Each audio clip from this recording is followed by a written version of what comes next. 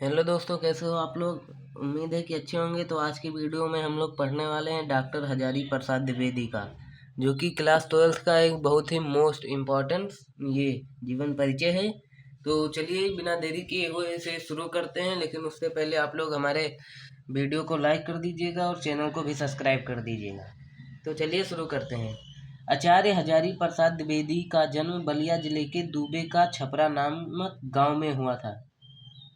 हमें ये चीज़ें याद रखनी होंगी, जैसे इनका जन्म कहाँ हुआ था, दुबे का छपरा। और इनका जन्म कब हुआ था, 1907 ईस्वी में। इनके पिता का नाम क्या था, इनकी मृत्यु कब हुई थी, हमें ये चीज़ें ज़रूर याद रखनी होंगी। इससे हमें एग्जाम में फुल मार्क्स मिलेंगे। अगर हम लोग इसे याद नहीं करेंगे तो एग्जाम में नंबर कट सकता है। तो चलिए इसे शुरू करते हैं। आचार्य हजारी प्रसाद द्विवेदी का जन्म बलिया जिले के दुबे का छपरा नामक गांव में हुआ था। इनका जन्म 1907 ईस्वी में हुआ था।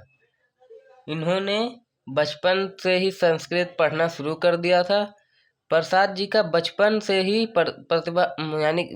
प्रसाद जी बचपन से ही प्रतिभावान थे। इनके पिता पंडित अनमोल द्विवेदी, इनके पिता का क्या नाम था, पंडित अनमोल द्विवेदी था इनके पिता का नाम। और इनके पिता जो थे वो संस्कृत के विद्वान थे। इनके पिता क्या थे, संस्कृत के एक बहुत ही विद्वान आदमी थे। इन्होंने अपनी शिक्षा काशी हिंदू विश्वविद्यालय से प्राप्त की और बाद में वहीं पर हिंदी विभाग के प्राध्यापक बन गए। यानी कि जो हजारी प्रसाद द्विवेदी जी थे, उन्होंने अपनी शिक्षा कहाँ पर उन्होंने शिक्षा ग्रहण किया, हिंदू विश्वविद्यालय से काशी में। और फिर ये वहीं पर हिंदी विभाग के प्राध्यापक बने। फिर हमें इनका साहित्यिक परिचय देख लेना होगा। तो साहित्यिक परिचय में है, हजारी प्रसाद द्विवेदी जी हिंदी के महान निबंधकार, उपन्यासकार और आलोचक थे। उन्होंने अपनी रचनाओं से हिंदी साहित्य को एक नई सोच दी।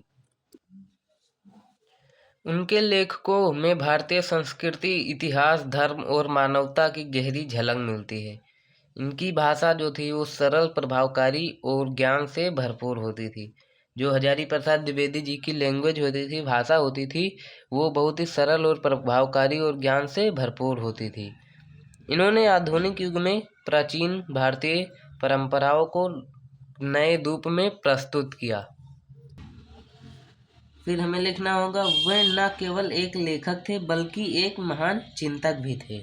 देखिए, जो हमें ये जीवन परिचय लिखना है वो हमें रटना नहीं है। अगर हम रटेंगे तो इतना जीवन परिचय हमें याद करना है, और इतने बड़े बड़े जीवन परिचय कैसे याद हो पाएगा। इसलिए हमें रटना नहीं है, केवल इसको समझ लेना और फिर एग्जाम में लिख जाएगा, अच्छे से लिख जाएगा। आप लोग टेंशन मत लीजिएगा।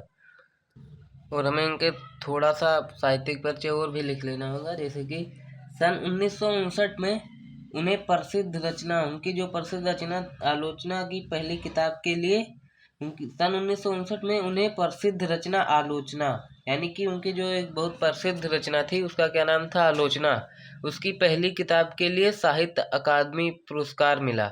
और सन 1957 में इन्हें भारत सरकार ने साहित्य और शिक्षा के क्षेत्र में योगदान के लिए पद्म भूषण से सम्मानित किया है। जो हजारी प्रसाद द्विवेदी जी थे, उनको भारतीय सरकार ने किससे सम्मानित किया था, पद्म भूषण से सम्मानित किया था। और फिर इनकी मृत्यु 19 मई 1979 को हो गई। और हम इनकी रचनाएं भी देख लेते हैं। तो इनकी रचनाएं निम्न हैं। सबसे पहले बाणभट्ट की आत्मकथा, फिर पुनर्नवा, फिर आड़मदास का पोथा और अशोक के फूल, कबीर, भक्ति का लादी। तो हमें अगर आपको और भी अगर आता हो इनकी और भी रचनाएं याद हो तो आप लिख सकते हैं।